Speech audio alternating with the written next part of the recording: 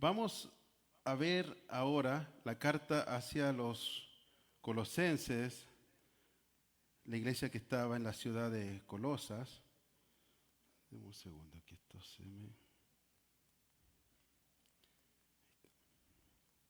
Ahora, esta carta es una carta pequeña, es una carta que solamente tiene 4 capítulos, y a diferencia de las otras cartas que escribió el apóstol Pablo, resulta que los historiadores o los eruditos, cuando uno lee la palabra, parece que Pablo nunca alcanzó a visitar esta iglesia, porque esta carta fue escrita más o menos en el año 61, 62 después de Cristo, ya cuando Pablo estaba en Roma y estaba encarcelado. Él la escribió allá. Entonces esta es una carta en la cual Pablo no estaba, o sea, él no la fundó, sino que él supo que esta iglesia se había formado.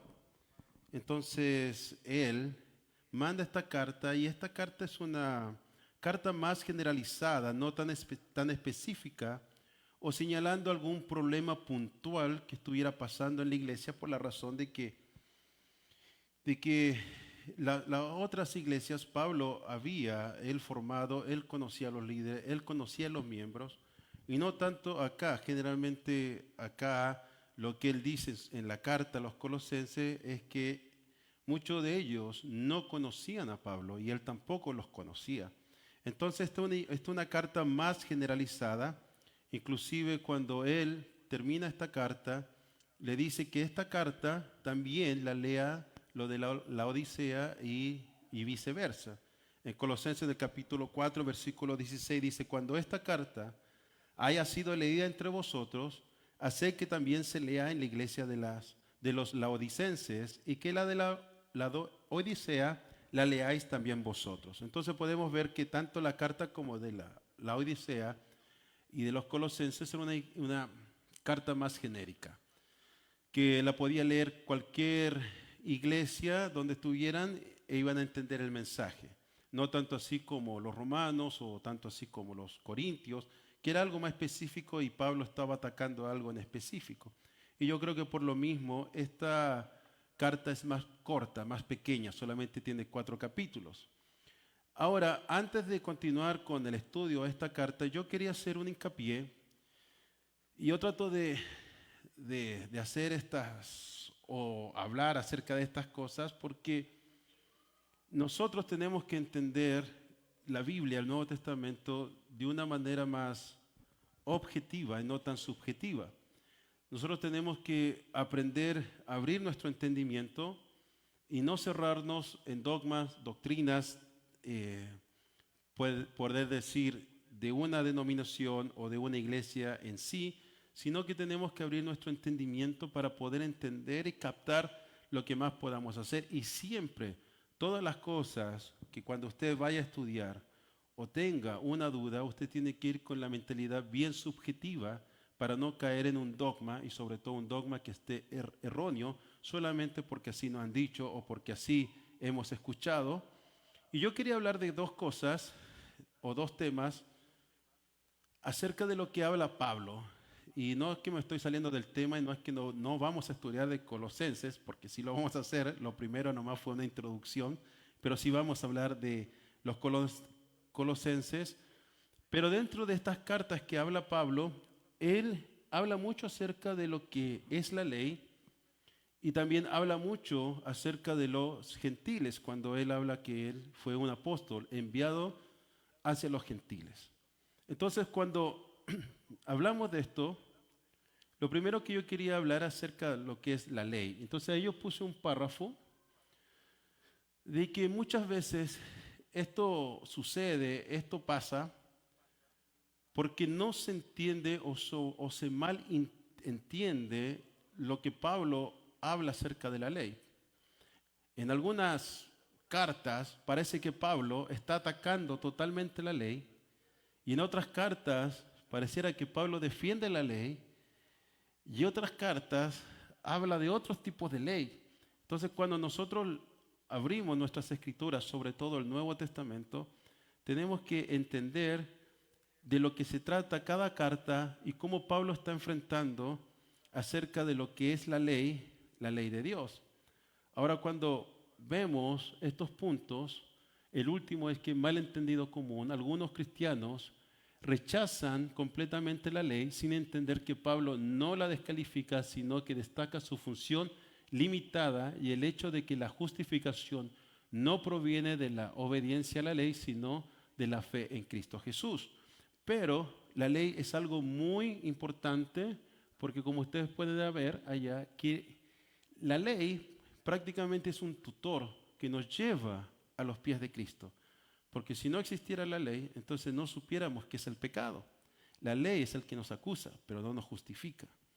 Entonces, cuando hablamos acerca de la ley, y en cada epístola, en cada carta que se habla de la ley, nosotros tenemos que aprender a interpretar de la mejor manera qué es lo que se trata y de qué está hablando el apóstol Pablo. Por ejemplo, en Romanos, en el capítulo 7, versículo 12, dice: de manera que la ley a la verdad es santa y el mandamiento santo, justo y bueno. Entonces aquí el apóstol Pablo dice que la ley es santa, que el mandamiento es santo, que el mandamiento es justo y el mandamiento es bueno. Entonces aquí nosotros podemos ver que Pablo no está en contra de la ley, aunque en algunas epístolas pareciera que habla en contra de la ley, pero él no está en contra de la ley. En Colosenses, de lo que estamos viendo hoy día, en el capítulo 2, versículo 16, y después nos saltamos el 20, dice: por tanto, nadie os juzgue en comida o en bebida, o en cuanto a días de fiesta, luna nueva o días de reposo. Entonces, ¿por qué los judíos querían que ellos sirvieran al Señor, los gentiles, y traerlos al judaísmo? Porque así debería ser, porque así decía la ley. Entonces el apóstol Pablo dice: no, no es así. Dice el versículo 20, dice: pues si habéis muertos en Cristo, en cuanto a los rudimentos del mundo, ¿por qué como si vivieseis en el mundo os sometéis a preceptos tales como no manejes, ni gustes, ni aun toques? Y en el 22, ahí donde dice, y es donde está la clave, que dice: en conformidad a mandamientos y doctrinas de hombres. Entonces el apóstol Pablo está hablando que son unos mandamientos y doctrinas de hombres. Y después dice: cosas que todas se destruyen con el uso. Tales cosas tienen a la verdad cierta reputación de sabiduría en culto voluntario. Entonces también Pablo no está diciendo que eso es totalmente vano, sino que dice: en alguna de esas cosas, en alguna de esas enseñanzas también hay un poco de sabiduría y hay una manera en la cual uno rinde un culto hacia Dios, dice, en humildad y en duro trato al cuerpo, pero no tienen valor alguno contra los apetitos de la carne. Y Jesucristo, en el capítulo 15 de Mateo, versículo 6 en adelante, dice: así habéis invalidado el mandamiento de Dios por vuestra tradición. Entonces aquí Jesucristo está diciendo que ya los judíos en ese tiempo, dice que ellos habían invalidado prácticamente la ley, el mandamiento de Dios, por tradición, que ya no era prácticamente la ley original, sino que era la tradición de los judíos. Dice: hipócritas, bien profetizó de vosotros Isaías cuando dijo: este pueblo de labios me honra, mas su corazón está lejos de mí, pues en vano me honran, enseñando como doctrinas mandamientos de hombres. Entonces aquí Jesucristo enseña de lo mismo. Entonces cuando Pablo habla acerca de la ley, Pablo está hablando una continuidad de la enseñanza de Jesucristo.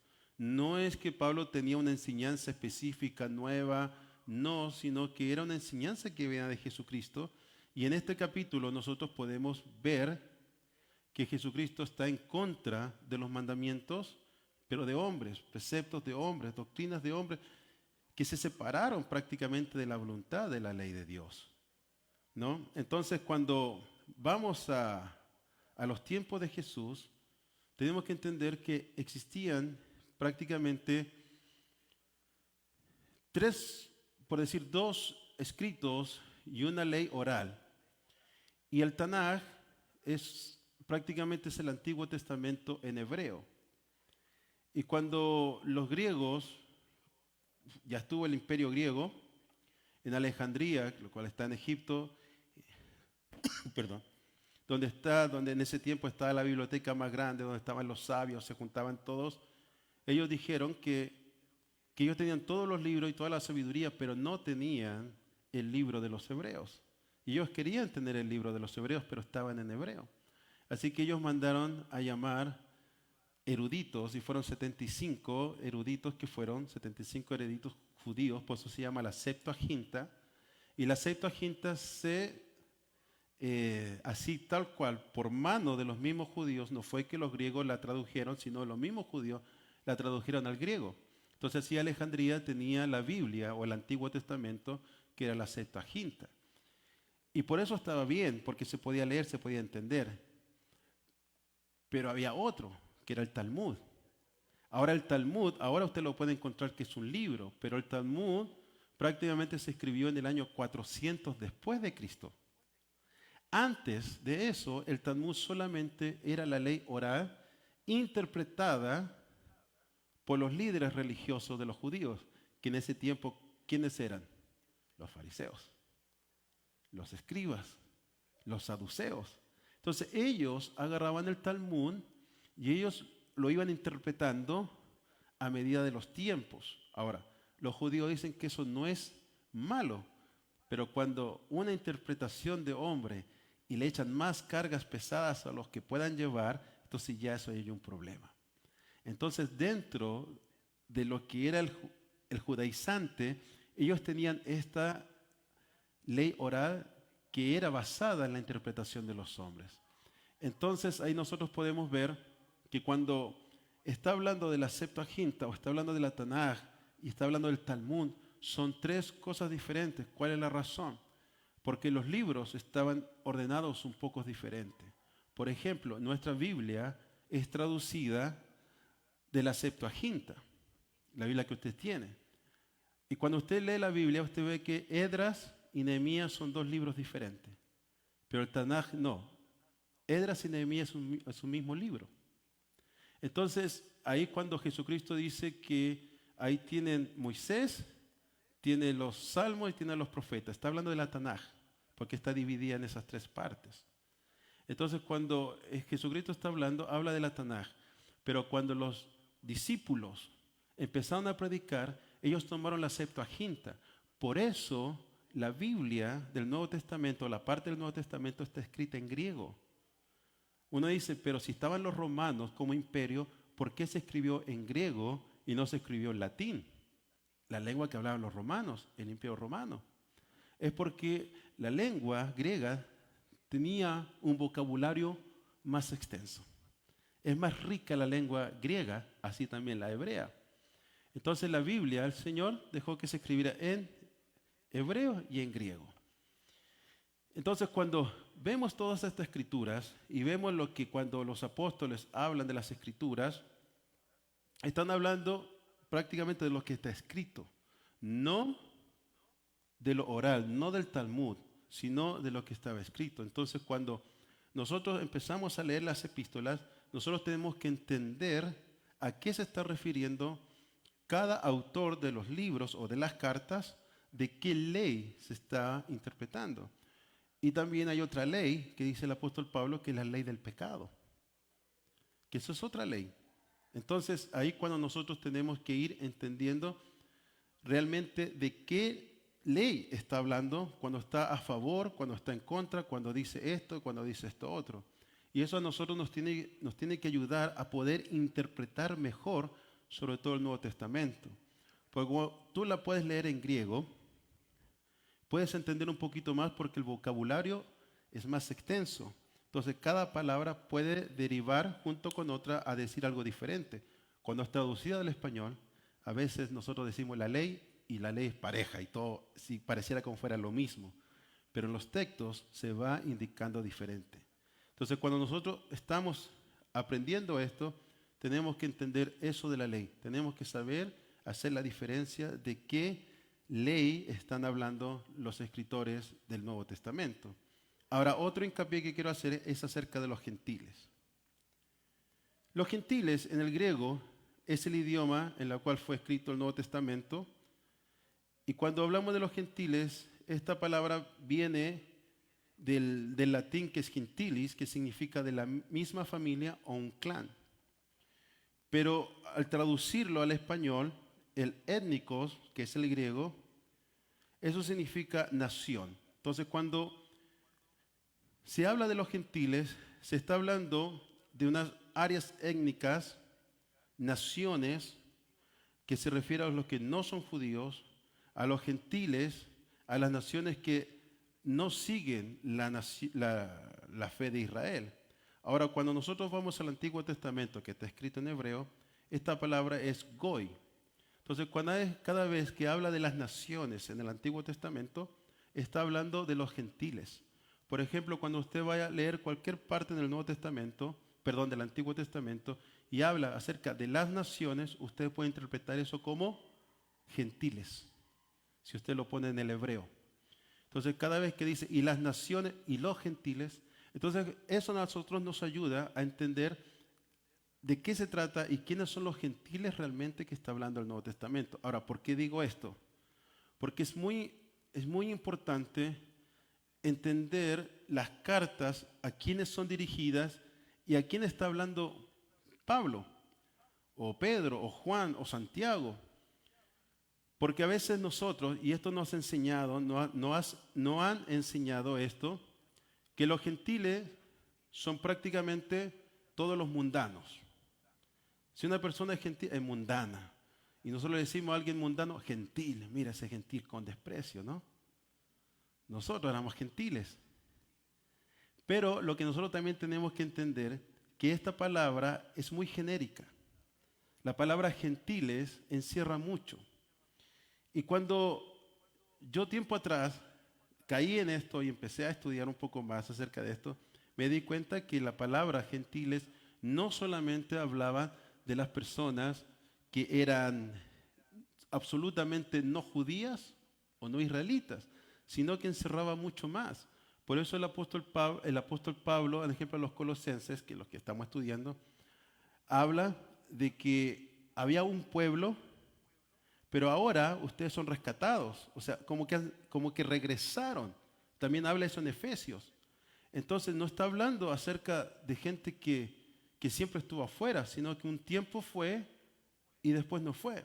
Entonces cuando vemos que Pablo fue mandado hacia los gentiles, porque él dice, yo soy el apóstol de los gentiles, no se está refiriendo a que él es el apóstol de los mundanos, sino que cuando Jesucristo dijo que yo he venido a buscar a los que estaban perdidos, que son las ovejas perdidas de Israel. Entonces, cuando vemos que llegó el cautiverio, ¿cierto? Llegó el cautiverio de Asiria en el reino del norte, ¿qué pasó con esas naciones? Nunca más volvieron. Algunos que volvieron, pero la mayoría no se quedó en otras naciones, agarraron otras culturas, agarraron otros dioses, porque fueron generaciones. Entonces el Señor dice, y a ellos hay que ir a buscar también, porque ellos están dispersos.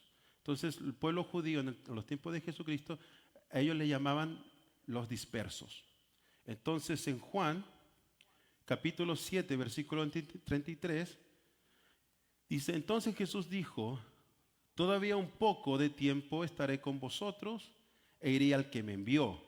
Me buscaréis y no me hallaréis, y a donde yo estaré, vosotros no podréis venir. Entonces los judíos dijeron entre sí, ¿a dónde se irá este que no le hallemos? ¿Se irá a los dispersos entre los griegos y enseñará a los griegos? Entonces aquí ellos están pensando que efectivamente Jesucristo se iba a ir a buscar los que andaban perdidos, los dispersos. Y ellos le llamaban griegos, le ponían ese sobrenombre, porque ustedes saben que los judíos son cosa seria. Ellos son los únicos y no hay otro. Entonces ellos le llamaban los griegos. Y también cuando estuvo el imperio de Carlos Magno, se levantó un movimiento que hasta esa fecha todavía se peleaba, que era el helenismo. Era un movimiento político, cultural, griego muy fuerte. Y en los tiempos, cuando empezaron los griegos, ellos se sentían más que los demás en cuanto a conocimiento, filosofía. donde está toda la época de la filosofía dorada de Grecia. Entonces ellos se creían superior.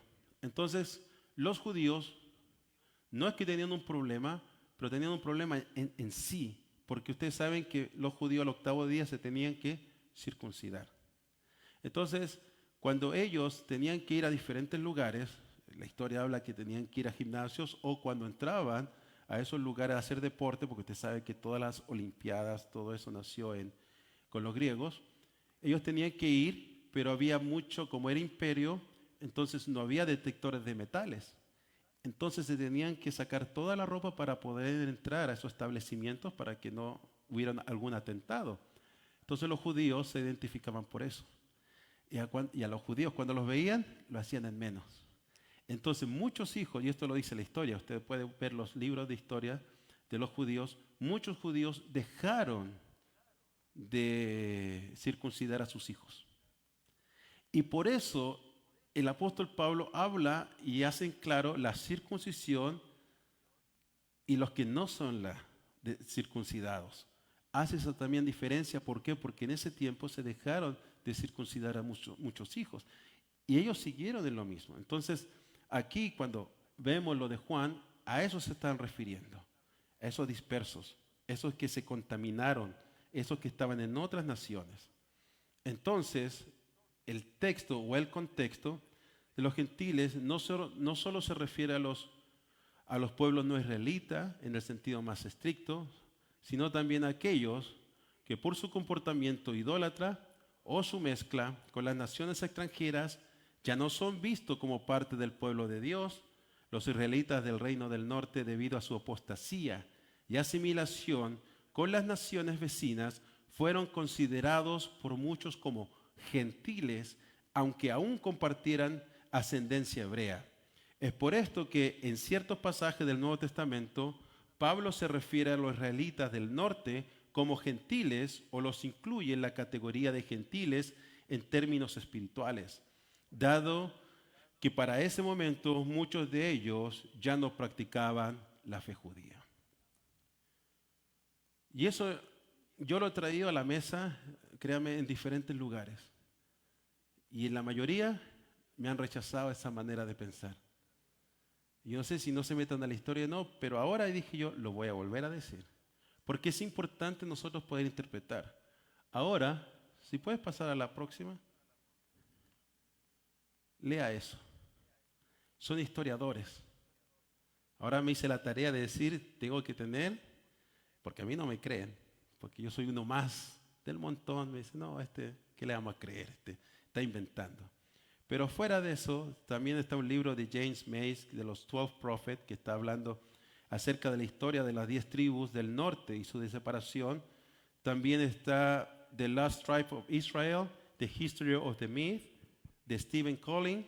También habla acerca de esto de las 10 tribus perdidas. Entonces ellos hacen una recopilación de qué pasó con todas estas tribus, las 10 tribus, qué pasó con ellos. Entonces, al final de cuentas, ellos se mezclaron a través de la historia, se mezclaron con muchas naciones. Entonces, ahí es cuando nosotros leemos las epístolas y vemos que, bueno, cuando Pablo está hablando de los gentiles, muchas veces, él habla acerca de Jesucristo. Y por eso hay muchos gentiles que les es fácil creer en Jesucristo, porque ellos no eran totalmente ignorantes de las profecías del Mesías. Muchos de ellos sabían que iba a venir un Mesías. Entonces, cuando Pablo predicaba, entonces su mensaje era depende a qué gentiles y qué tipo de gentiles él estaba hablando. Porque cuando se fue a su primer viaje misionero, creo que fue cuando estaba ahí, dice que había una estatua, un lugar vacío, y dice, a este Dios yo predico. Y la gente dice, como tenía comezón de oír, se acercaron, dijeron, ¿de qué es esto? Este Dios no conocido, este es el Dios que predico. O sea, no le predicó del Mesías, porque ellos no entendían, no comprendían quién era el Mesías. Entonces él le puso ese estilo de predicación, pero habían otros gentiles que él sabía que conocían, que sabían, que tenían cierto conocimiento, entonces él hablaba de Jesucristo. Entonces era más fácil de interpretar. y ellos conocían lo que hablaban los pactos. Por eso Pablo podía hablar en ciertas cartas libremente acerca de quién era Abraham. Hablaba de Abraham, hablaba de las promesas, hablaba de los dos pueblos, que de los dos pueblos el Señor vino a ser uno, que ya no eran los judíos ni tampoco eran los griegos. ¿Por qué no le dijo no eran los judíos ni tampoco los romanos? Si Roma era el que estaba encabezando, todos querían ser ciudadanos romanos, todos peleaban por la ciudadanía romana. Pero ¿por qué no dijo, ahora no son judíos ni romanos? Le dijo, judíos y griegos. Entonces él estaba hablando acerca de la dispersación, los dispersos. Y cuando usted lea la carta a los Santiagos, no sé a quién le toca dar la carta a los Santiagos, él habla, empieza así, y esta carta, así dice Santiago, es para las 12 tribus de Israel. Ahora dice, pero aquí estaba Judá y Benjamín. ¿Qué pasó con los demás? Santiago le está hablando a los que estaban regresando, a los que estaban dispersos y estaban regresando. Entonces todo eso a nosotros nos tiene que entrar en nuestra cabeza y cuando leamos vamos a poder entender mucho más de lo que estamos leyendo y lo que está hablando Pablo. Después vamos a hablar lo que habla Santiago, el escritor a los Hebreos, Pedro y Juan y Judas. Así que todo eso es como nosotros tenemos que ir interpretando. Ahora, teniendo en cuenta todo eso, vamos a entrar a los Colosenses. Es la media introducción. Pero eso es para que podamos entender prácticamente todo lo que es el Nuevo Testamento y de lo que estaban las iglesias. Ahora, el contexto histórico de Colosenses es una ciudad antigua en Asia Menor. Ahí está Colosas. Y esto está situado en lo que es actual Turquía. Ahora, esta ciudad, en los tiempos de Grecia, del Imperio Greco, era muy famosa y muy próspera, porque por ahí pasaba el camino. Si se fijan, la línea verde que está ahí, que pasó Pablo. Entonces Pablo pasó, lamentablemente, no por Colosas, sino que la Odisea que estaba arriba. Pero esos eran caminos muy comunes. Pero en Grecia, cuando estaba Grecia, la ciudad, y que todos tenían que pasar por ahí para poder llegar al otro lado, tenían que pasar por la ciudad de Colosa.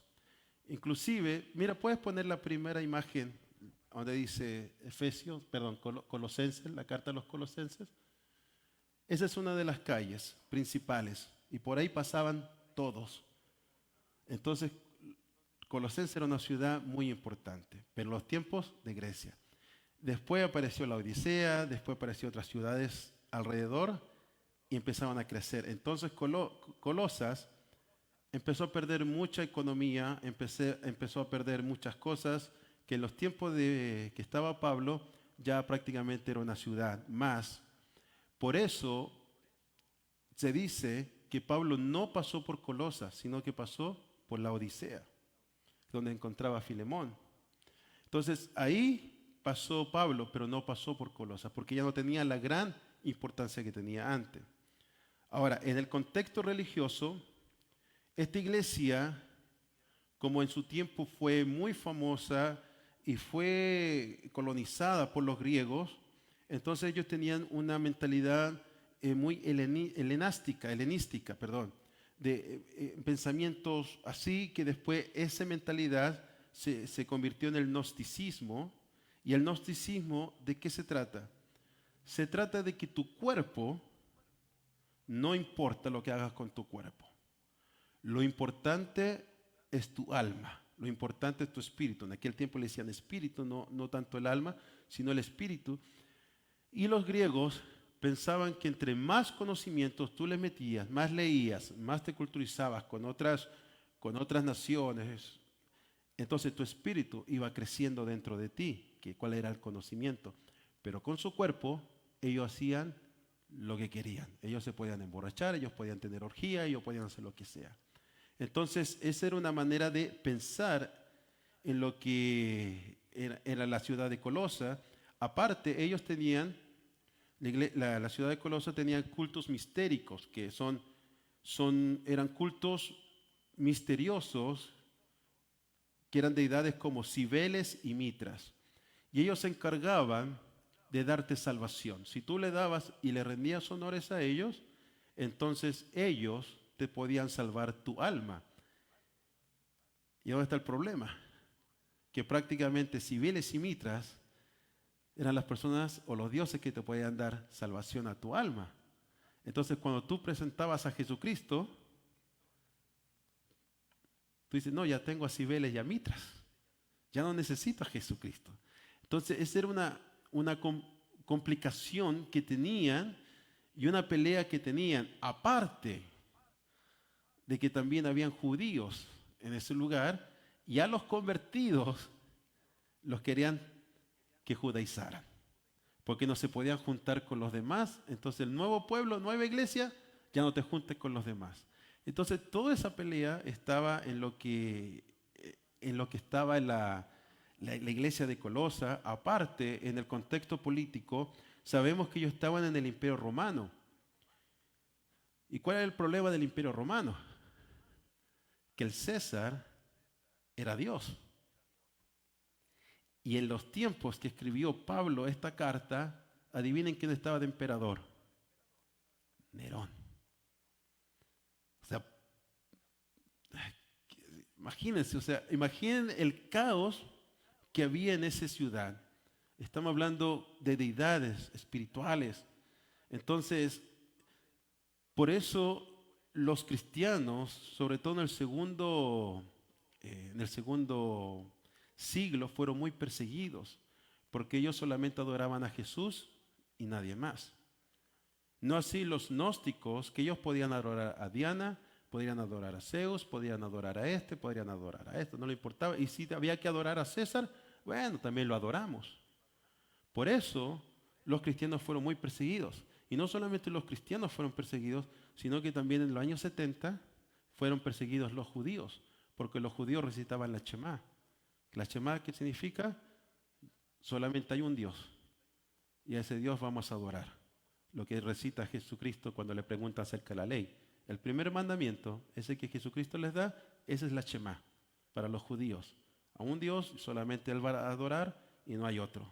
Entonces, tanto los judíos, por un lado, y los cristianos, por otro lado, fueron muy perseguidos desde el año 70 en adelante. Entonces, hablando de todo ese contexto, de lo que estaba el entorno, Pablo conoce de la iglesia en Colosa. Y de la prisión, Pablo manda una carta. Y en esta carta, él la manda y hace mención, por ejemplo, en el capítulo 4, que él estaba en la cárcel y que él no podía en ese momento viajar, no podía hacerse presente porque él estaba en la cárcel.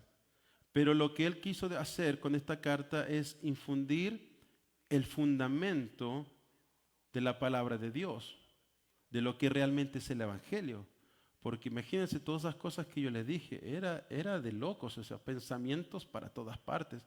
¿Cómo tú podías controlar una iglesia donde se estaban metiendo tantos pensamientos? Ahora, la relación que tenía Pablo con Colosas era a través de Epafras, porque Epafras se dice que él se convirtió al Señor en la ciudad de Efesios. Y cuando él se convirtió en la ciudad de Efesios, era de Colosa. Entonces él se llevó el evangelio a Colosa. Y él fue el que empezó a predicar, y él fue el que empezó a formar la iglesia de Colosa. Entonces, Epafras era el que mandaba y llevaba las cartas. Aunque Pablo estaba preso, él decía, pero yo los quiero, porque él tenía comunicación con Epafras. Y cuando hablamos de la carta que hizo el apóstol Pablo, o que inspiró el Espíritu Santo al apóstol Pablo, en el primer capítulo, él habla de algo muy importante. Y esto es algo que hasta el día de hoy se tiene que enfatizar. Lo que enfatizó Pablo es que en Colosenses, en el capítulo 1, versículo 15 en adelante, habla de Jesucristo y dice, Él es la imagen del Dios invisible, el primogénito de toda creación, porque en Él fueron creadas todas las cosas, las que hay en los cielos y las que hay en la tierra, visibles e invisibles, sean tronos, sean dominios, sean principados, sean potestades. Todo fue creado por medio de Él y para Él. Entonces esto era muy importante que Pablo aclarara quién era Jesucristo, porque había muchas deidades en ese tiempo, demasiadas deidades. Entonces él dice, y Él es antes de todas las cosas. Entonces cuando nosotros nos metemos en ese contexto, podemos entender, wow, que era importante lo que Pablo estaba diciendo. Era muy importante que él dijera, Jesucristo es Dios. Él creó todas las cosas. Todas las cosas fueron creadas por Él y para Él. Entonces hay mucha gente que dice que Jesús no es Dios. Y eso sucede en estos días también. Y aquí el apóstol Pablo está diciendo, y Él dice, todo fue creado por medio de Él y para Él. Y sabemos que el Creador es Dios, todopoderoso. Jesucristo es Dios. Y dice, y Él es antes de todas las cosas, y todas las cosas en Él subsisten.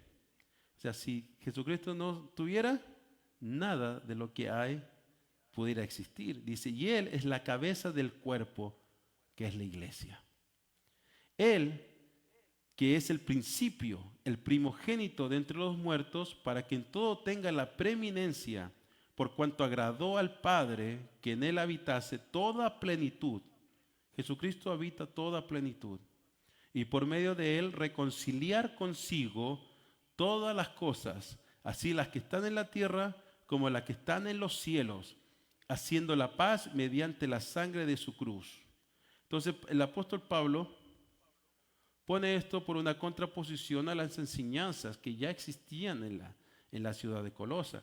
Y esas enseñanzas se estaban metiendo a la iglesia.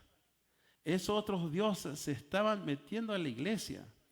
Y cuando nosotros pensamos o hablamos de que había muchos tipos de gentiles, venían gentiles de todas partes, de todo background, de lo que sea. Entonces en la iglesia se mezclaban muchas cosas.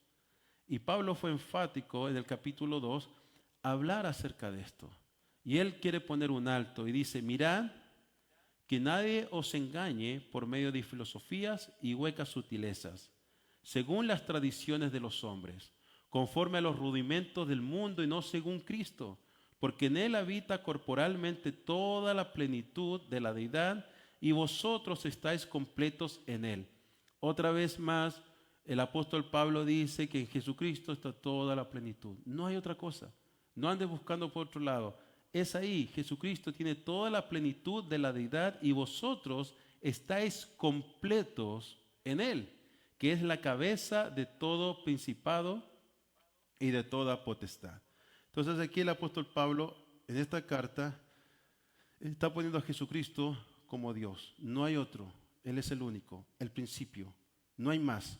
Y toda, como da a entender, bueno, así lo veo yo, toda otra potestad que haya, otro principado que haya, otro Dios, entre comillas, que haya, está bajo Jesucristo. Todo.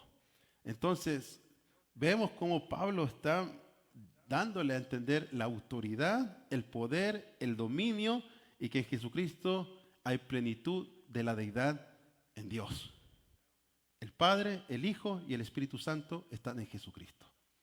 Y no necesitamos a nadie más. No necesitamos a otro Dios para que nos dé salvación. No necesitamos al César, no necesitamos a nadie. En Jesucristo lo tenemos todo. Entonces Él estaba destruyendo todas esas fortalezas espirituales. Y después habla acerca de la libertad que hay en Cristo.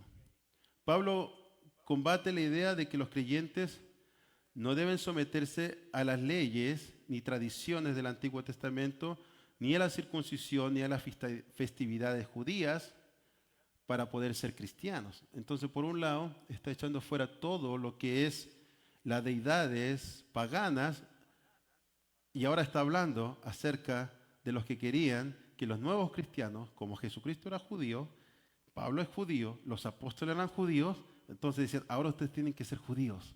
Entonces el apóstol Pablo dice, no, ya no, ya. Ustedes tienen la libertad en Jesucristo. Así como llegaron, no tienen que judaizarse. Tienen que seguir como ustedes son, pero ya en Jesucristo. Y dice, y por tanto, nadie os juzgue en comida o en bebida, o en cuanto a días de fiesta, luna nueva o días de reposo, todo lo cual es sombra de lo que ha de venir, pero el cuerpo es de Cristo. Entonces, todo esto, el apóstol Pablo aquí nos da una gran enseñanza. Dice que todas las cosas del Antiguo Testamento, todo está en Cristo. Era de lo que había que venir, es lo que teníamos que esperar. Sí, es bueno aprender, sí, era bueno seguirlo, pero ahora ya tenemos a Cristo. Ya no necesitamos hacer tantas cosas. Y cuando leemos la carta, la Odisea, cuando Pablo dice entonces la carta de la Odisea, que no está en la Biblia, ahora la pregunta es, ¿por qué la carta de la Odisea no está en la Biblia? Muy buena pregunta. ¿Sabe quién tiene la respuesta? Es Dios. Porque nosotros decimos, Dios fue el que dijo, Colosenses entra, la Odisea no entra en la Biblia. Ahora, muchos porqués y la razón que yo les puedo decir, la conclusión que uno saca es que aunque Pablo era una persona muy consagrada, pero quizás en algunos escritos le puso de su cosecha, cosas que él pensaba, cosas que él sentía, quizás cosas que él no era lo que dijo, no, esto es de Pablo, ya este consejo es de Pablo, ya no es del Espíritu Santo. Porque cuando usted lee la carta a la Odisea, es muy parecida a los Colosenses, hace un hincapié en otras cosas, pero aquí el apóstol Pablo está hablando de que todo lo antiguo ya lo cumplió el Señor y tenemos que nosotros ahora seguir solamente a Cristo, el cuerpo de Cristo. Incluso en la Odisea habla acerca de la cena del Señor, habla de la última cena. Todas esas cosas se hablan en estas cartas. Y el apóstol Pablo termina la carta en el capítulo 3, capítulo 3, capítulo 4, habla acerca de la nueva vida en Cristo. Lo mismo el consejo que le da a los corintios, lo mismo consejo que le da a los efesios, también se lo da a los colosenses. Y le dice los padres cómo tienen que comportarse, los hijos cómo tienen que comportarse. Entonces vemos que esta carta es bien genérica, habla de muchas cosas y sobre todo lo que habla acerca de la autoridad de Jesucristo. Habla de la deidad de Jesucristo, habla que en Él no necesitamos nada más, nada de lo que ofrece el mundo lo necesitamos, pero eso sí, al final tenemos que comportarnos como cristianos. Entonces, él habla acerca de los nuevos creyentes. Entonces, esta carta enfatiza la supremacía de Cristo sobre todas las cosas y la centralidad de la fe cristiana que debemos de tener. Pablo en esta carta hace énfasis a las falsas enseñanzas, falsas doctrinas, falsas ideologías que se estaban metiendo o se querían meter a Colosas por lo que se da a entender. Y es lo mismo que nosotros tenemos que aplicar en nuestras vidas. Nosotros somos la iglesia. ¿De qué te estás alimentando? ¿Qué es lo que está entrando en tu mente? ¿Cuáles son tus pensamientos? ¿Qué es lo que crees? Porque según tus hechos, lo que dicen sus hechos es prácticamente lo que tú crees. Porque tú me puedes decir, no, yo amo mucho a Dios, pero andas más carnal que otra cosa. No, tú dices, este no ama a Dios como dice amarlo.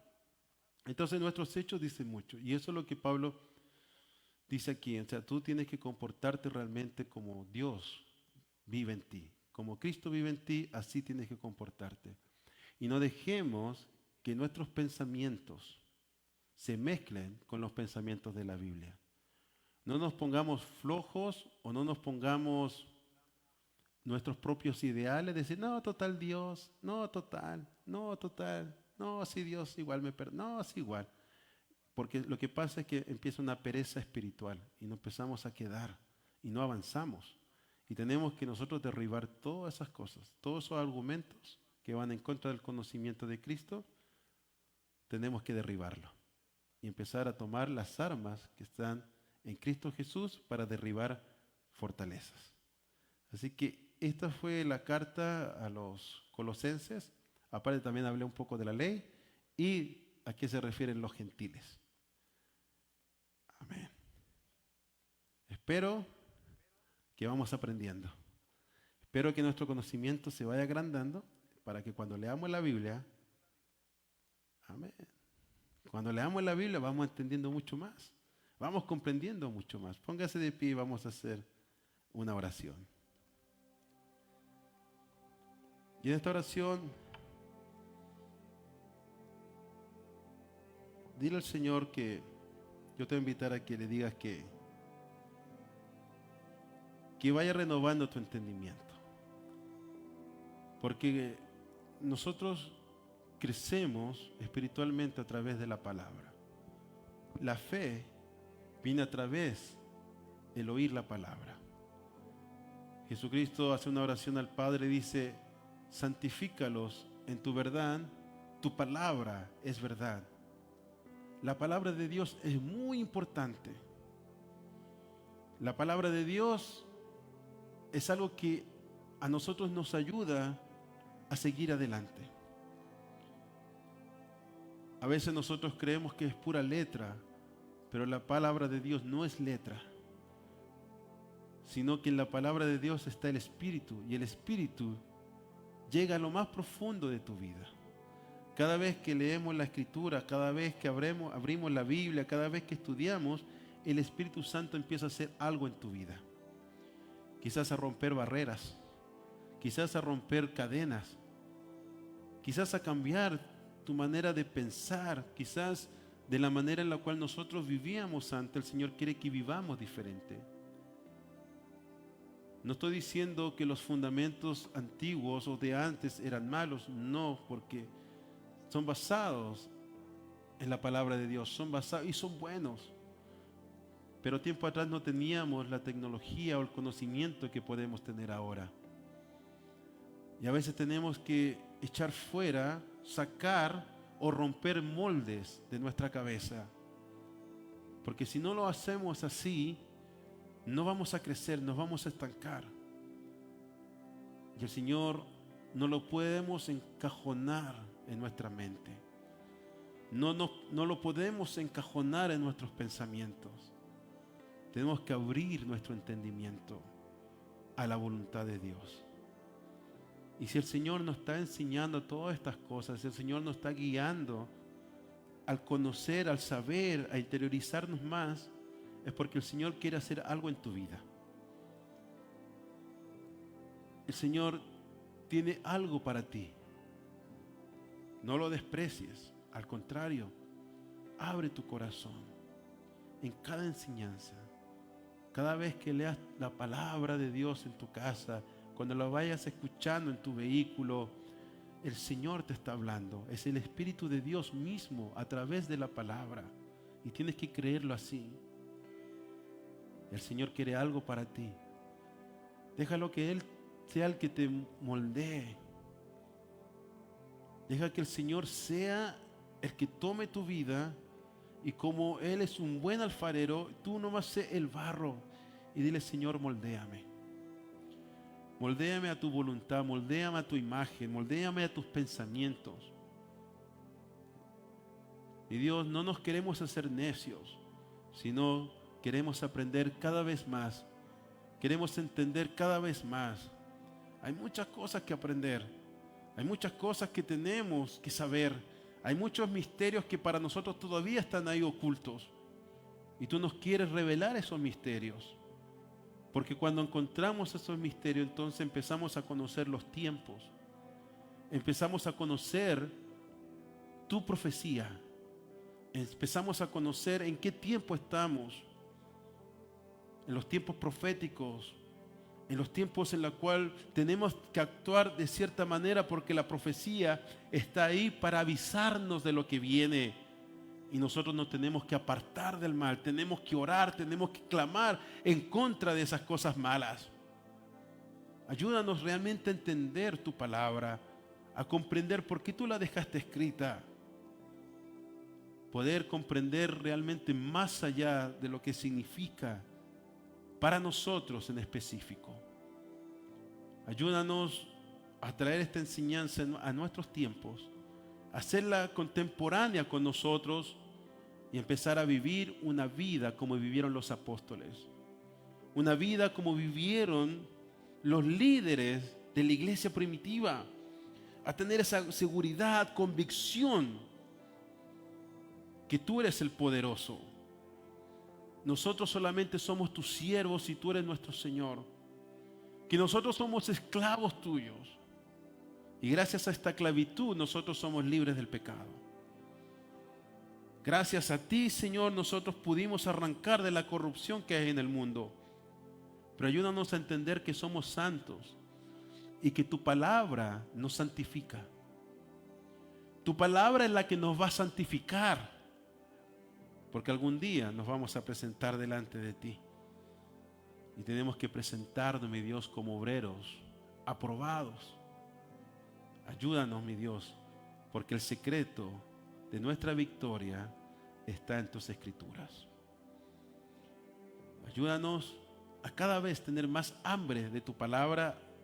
Y así, mi Dios, nos vamos a alimentar, nos vamos a nutrir de tal manera que nuestro espíritu va a estar tan grande que va a poder pisotear nuestra carne.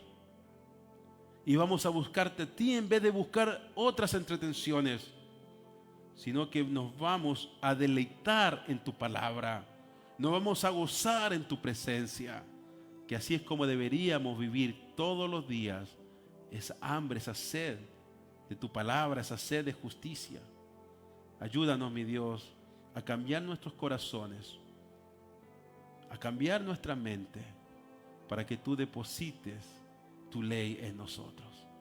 Gracias, mi Dios, por esta enseñanza, porque tú nos das el privilegio de poder abrir, de poder entender lo que dicen tus escrituras.